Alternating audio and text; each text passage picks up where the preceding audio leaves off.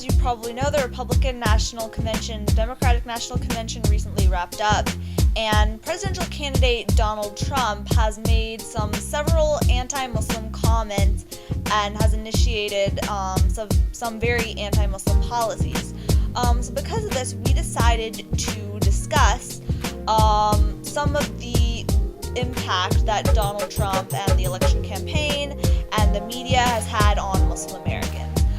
So with that, we're joined by Brown Girl Gabby to talk about the media, Muslim Americans, the election, and some other things. So let's get started. So as we know, Trump argued for several very anti-Muslim policies, including a ban on Muslims. After the Orlando shooting, he said we may need to look at racial profiling as a legitimate policy tool. So I was wondering, hearing this rhetoric coming from a presidential candidate as opposed to, say, a kid at school, what the impact is like for you or other Muslim Americans that you know.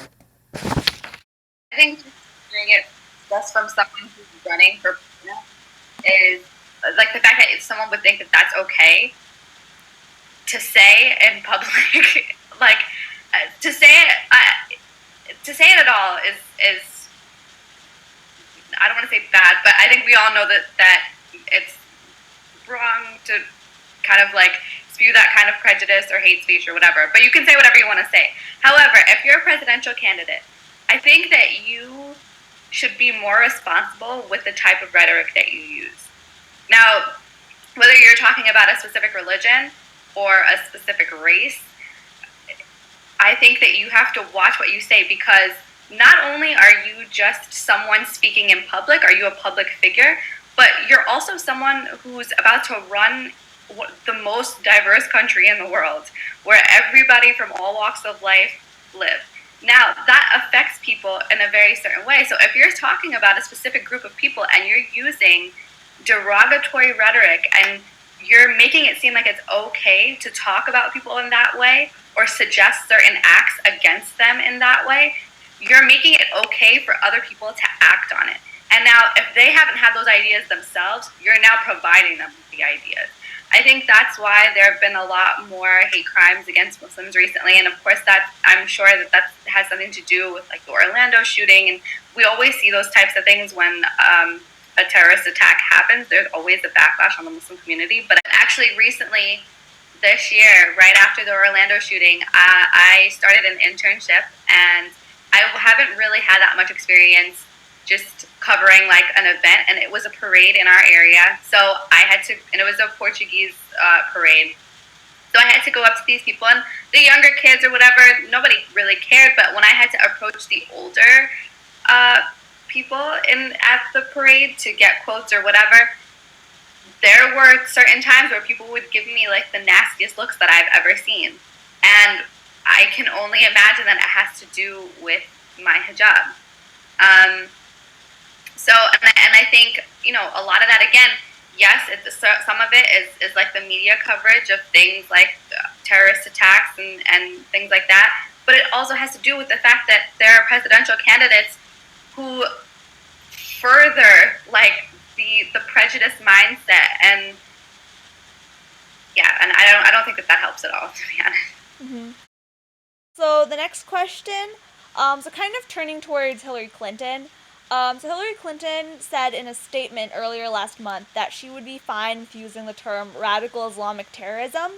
Obama and Clinton had been reluctant to use the term at first, but they faced criticism from conservatives who believe that they're not addressing the nature of the problem, which was that people were carrying out attacks in the name of Islam.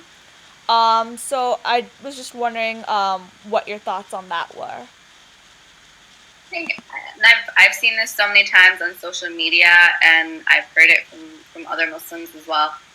I think any Muslim person who has at least read the Quran or has a little bit of knowledge will tell you that the people that carry out those terrorist attacks are not Muslim, by the definition of what a Muslim is in our religion.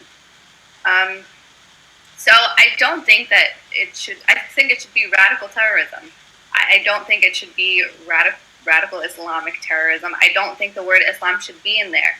When someone commits, like when there are these mass shootings and stuff like that, you don't hear what the religion of that person is. And they're white men usually who carry out like mass shootings or whatever, or like yeah, they're like the Christina Grimmie thing when she was shot. Like you don't know what his what the shooter's religion was, or whenever there's a mass shooting, you never hear about their religion.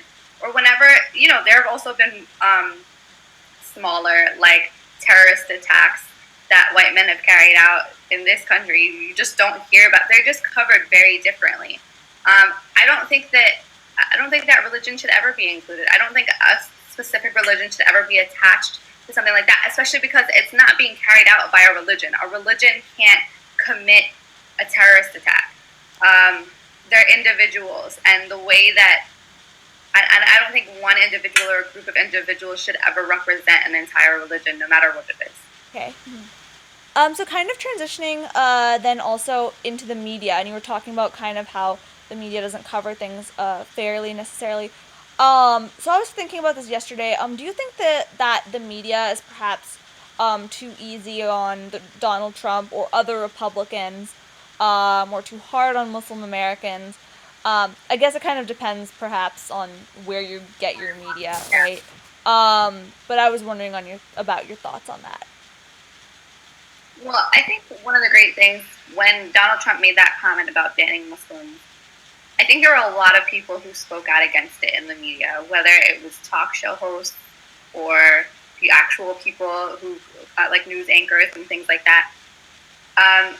So I think there were a lot of people who spoke at it, and I think people saw like the ridiculous nature of his statements. And so I think there are a lot of people who kind of stood up for Muslims, or kind of just not even for Muslims, but just for like this country was founded on freedom. So to have someone infringe upon a group of people and their freedom to be in this country, I think a lot of people stood up for that. So I think it's getting better. Of course, like you said, if you watch certain like news channels, they still have a very derogatory. I don't even know. I don't think derogatory is the right word. I think they just have a skewed viewpoint on Muslims and Islam, and they try to perpetuate that in the way that they present the news. But I think that part of the solution is becoming part of the media.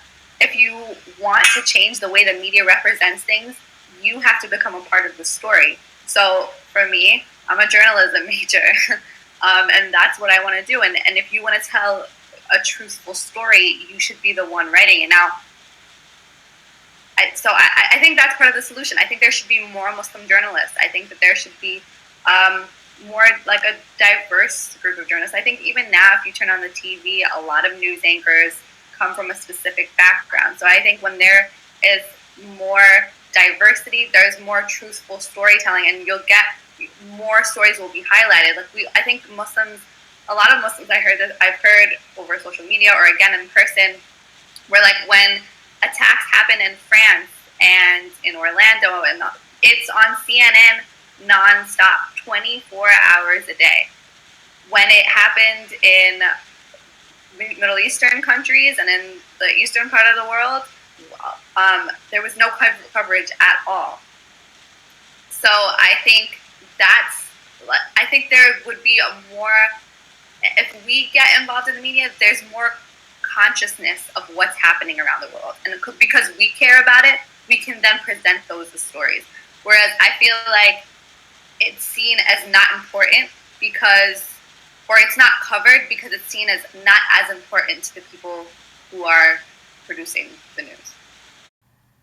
Thank you for watching Brown Girl News. Comment, like, and subscribe, and watch all the other videos on our wonderful YouTube channel.